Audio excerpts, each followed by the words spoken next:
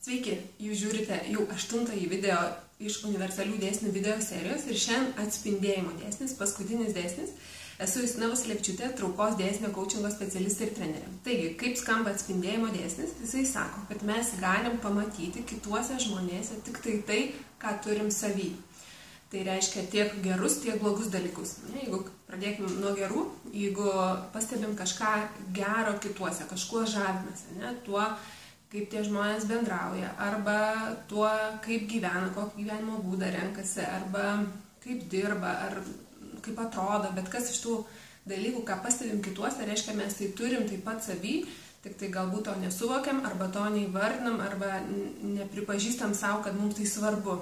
Ir ką su tuo daryti, tai tiesiog leisti tai mūsų dalį atsiskleisti, nes taip jinai bando mums pasakyti, kad jinai nori būti išgirsta, kai pastebim tai kituose žmonėse. Pažiūrim, kągi daryti su blogais dalykais, kuriuos pastebim kituose žmonėse.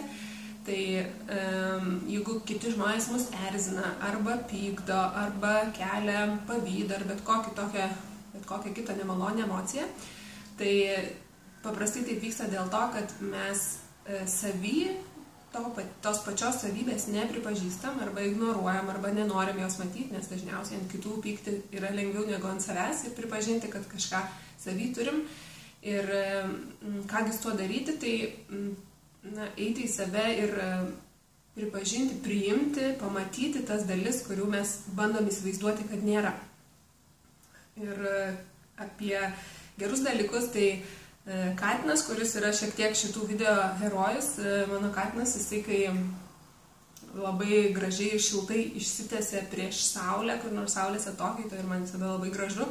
Ir aš žiūriu ir galvoju, taip, aš irgi taip labai mėgstu atsigulti saulės atokaitoj ir pagulėti ir galėčiau padaryti to daugiau.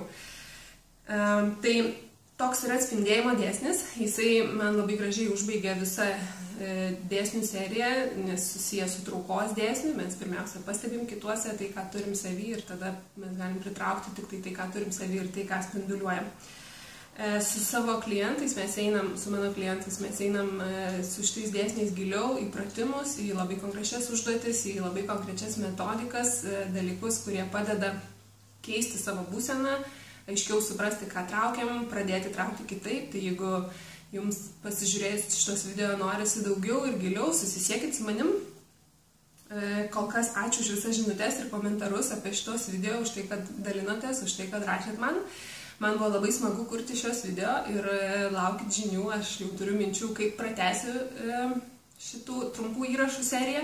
O pabaigai noriu pasidalinti trumpu anekdotu, kurį perskaičiau vienos iš savo klienčių, berods Lianos, o gal Eglės sienoje Facebook'e. Ir anekdotas skamba taip. Stovi žmogus troleibuse, rytas, ir burba savo. Sako, koks blogas mano gyvenimas. Žmona neklauso, vaikai išdykauja, viršininkas neduoda ramybės, oras blogas, žmonių troleibuse per daug, viskas blogai. Ir jam už nugaros stovi angelas ir užsirašinėja. Ir sako, kaip keista, kokie keisti norai ir kiekvieną dieną tokie patys. Tai toks simbolinis anekdotas apie traukos dėsnį, pastebėkim, kaip mes patys tai dažnai darom. Ir prisiminkit, kad visata visada jūs palaiko, jinai visada jums atsiunčia tai, ko prašo. Geros jums dienos, iki!